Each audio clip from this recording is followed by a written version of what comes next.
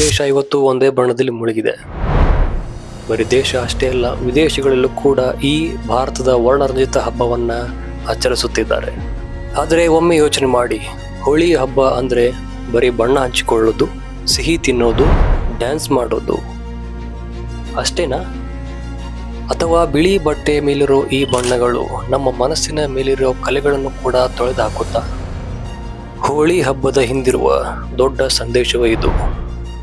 ಬಣ್ಣ ಹಚ್ಚೋದಕ್ಕಿಂತ ಮುನ್ನ ನಮ್ಮಲ್ಲಿರುವ ಕೋಪ, ದ್ವೇಷ, ಈಗೋ ಎಂಬ ಕಲೆಗಳನ್ನ ಮರೆತು ಬಿಡೋದು. ವರ್ಷವಿಡೀ ಮಾತನಾಡದಿರುವ ಇಬ್ಬರು ಸ್ನೇಹಿತರು ಅಥವಾ ಮನಸ್ತಾಪ ಇರುವ ಕುಟುಂಬಸ್ಥರು ಇಬ್ಬರು ಸೇರಿ ಬಣ್ಣವನ್ನ ಪರಸ್ಪರ ಹಂಚಿಕೊಂಡು ಎಲ್ಲವನ್ನು ಮರೆತು ಒಂದಾಗ್ತಾರೆ.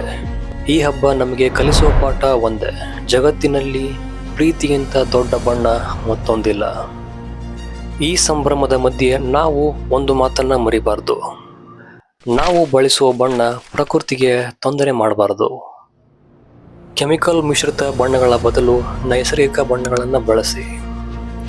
ಅಪ್ಪಿ ತಪ್ಪಿಯೂ ಕೂಡ ದಾರಿಯಲ್ಲಿರುವ ಮೂಕ ಪ್ರಾಣಿಗಳ ಮೇಲೆ ಬಣ್ಣವನ್ನ ಎರಚಬೇಡಿ. ನಮಗೆ ಅದು ಖುಷಿ ಕೊಡಬಹುದು, ಆದರೆ ಅವುಗಳಿಗೆ ಅದು ಪ್ರಾಣಾಪಾಯ ತರಬಹುದು.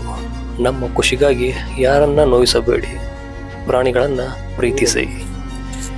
ಕೆಮಿಕಲ್ ಮಿಶ್ರಿತ ಬಣ್ಣಗಳನ್ನ ದೂರ ಇಟ್ಟು ನೈಸರ್ಗಿಕ ಬಣ್ಣಗಳನ್ನ ಬಳಸಿ. ನಿಮ್ಮ ನಡುವೆ ಇರುವ ದ್ವೇಷವೆಂಬ ಗೋಡೆಯನ್ನು ಒಡೆದು ಪ್ರೀತಿಯ ಬಣ್ಣ ಹಚ್ಚಿ.